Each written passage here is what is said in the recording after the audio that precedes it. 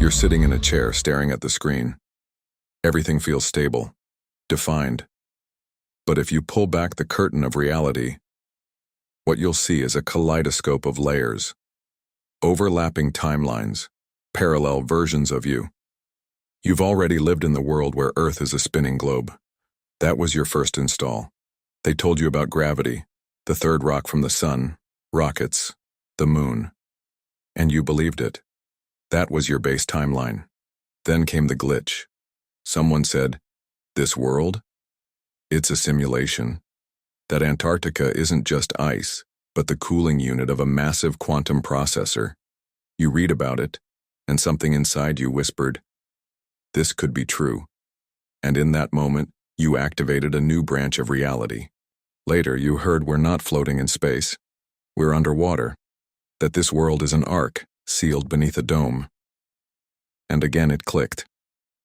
Another version unlocked, not because it was new, but because now you could see it. Some live in a world divided into cells, where Earth is a grid bordered by icy walls hiding entire civilizations. As you hear this, that reality wakes up too. You think you choose what's real, but it's not like that. All versions already exist, simultaneously. And like in the quantum experiment, it's your attention, your observation, that decides which version becomes active. You live in superposition, infinite branches. And life? It's the gradual narrowing of your focus. But you can always expand again. You're not in the world. You're among worlds. Now imagine walking into a library, but not a normal one, a quantum library. On its shelves are no books, only realities. One is the globe. One is the dome. Another is the processor. One shows the ark beneath the sea. Another, a giant eye. Each one is a full reality. And when you open the cover, when you believe, you enter. Just like that. They're not imaginary. They're paused, waiting. And your attention is the launch command. That's why people argue. One sees a globe, another sees a cage. One believes in God, another in numbers. Each is inside their branch, living proof of what they've chosen to believe. Because belief is activation code.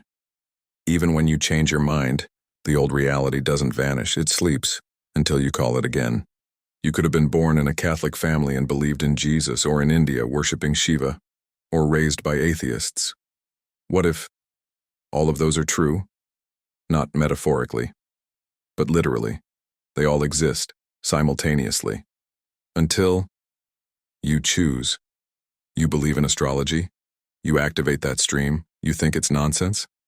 You shut it down. Same with talismans, magic, dreams. Their power isn't in the object. It's in the observer. You. You wear a charm. It works only if you believe. You were born under Leo. It matters only if you care. You think black cats are bad luck, and they will be in that branch. Each thought is a doorway. Each belief, a portal. You can live in the world where spells work, where synchronicities lead the way, where your thoughts shape matter.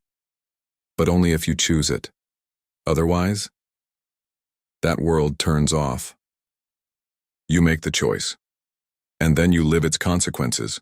That's quantum reality. Not one truth, but many. And the version you get is the one you choose to play. You look in the mirror. Same face, same eyes. But across branches, different yous. One is free, another trapped. One a traveler, another always indoors.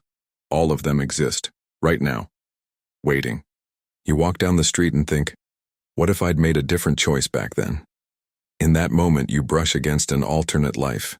You feel it, but you don't enter. Why? Because entry requires more than thought. It requires a decision, a surrender of the old self, to leave the familiar script even if it's empty and step into one unknown. That's where freedom is.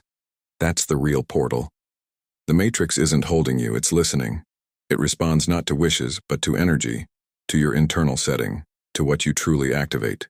Your new timeline already exists, but it won't play until you press start. Yesterday, a viewer messaged me. She got her dream job offer, in another city, but she's already in a decent job, safe, stable, and now she stands in quantum superposition. This is not a metaphor, it's real. Most people sleep through their choices. They don't see doors because they stopped looking. They generate no signal, no vibration. They stay in script mode, and script mode is survival mode. Wake up, work, sleep, repeat. But move, even slightly, and the universe shifts. It answers, with options, with chances, with signs, not just one, but two, not just a whisper, but a doorway. And now, it's on you. The more awake you are, the more paths appear, the more clarity you get, and the more you realize, this story is yours. So here's the real question. Are you ready to live the version of you that's already awake? Because your life is not a line. It's a web, a lightning network of timelines, waiting for your choice. This isn't just a video. It's your signal, your mirror. The scenario has been activated. Now take the next step.